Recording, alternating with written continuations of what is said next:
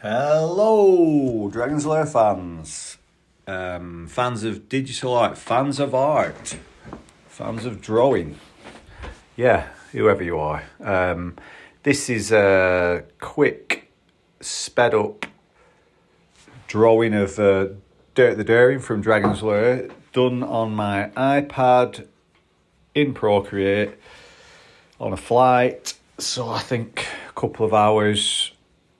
So this is highly sped up, and also I think I might have done a little bit more when I got to the apartment.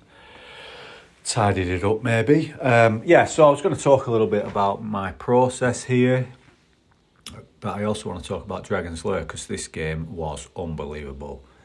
Absolutely awesome. Dirk the Daring, what an iconic character. I grew up with this stuff. I used to go and watch it in the arcade. I never used to play it. I think I played it once. It was like 20 pence or something. I didn't have any money. But it was unbelievable. I just used to literally watch the Attract video. That was the sort of the intro to it that they'd have playing in the background so people would play it. And the story, the animation was unbelievable. For its time. I mean, we just had sprite games then, like Pac-Man and the likes, do you know what I mean? But Bluth it was who did the animation. He used to work for Disney, went off on his own, did his Bluth studio stuff.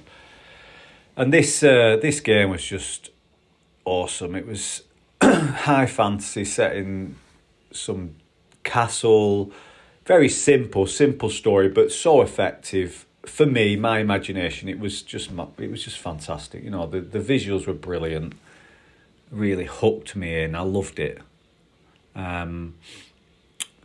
So currently I'm just sketching in the character maybe a little bit different than I'd normally do, because normally I'd be a bit more gestural and maybe use ovals and stuff like that. But I think I jumped right into it because I was quite rusty. I've not done a figure drawing for quite a while.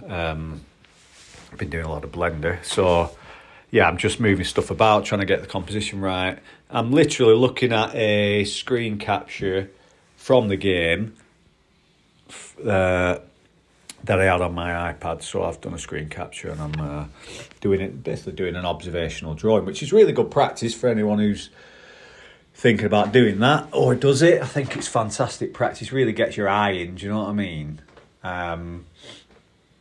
Gets you to see things, be your own critic. You've got to be a critic of your own stuff, haven't you? You've got to be able to see your faults, what you're doing wrong. You know, is his eye wrong? Why does that look like that? Blah blah blah. You know, is his face too wide? Stuff like that. You've got to be able to see all that. Anyway, so I basically dropped it. Everything's layered. I think I did initial sketch layer, then I've done another layer.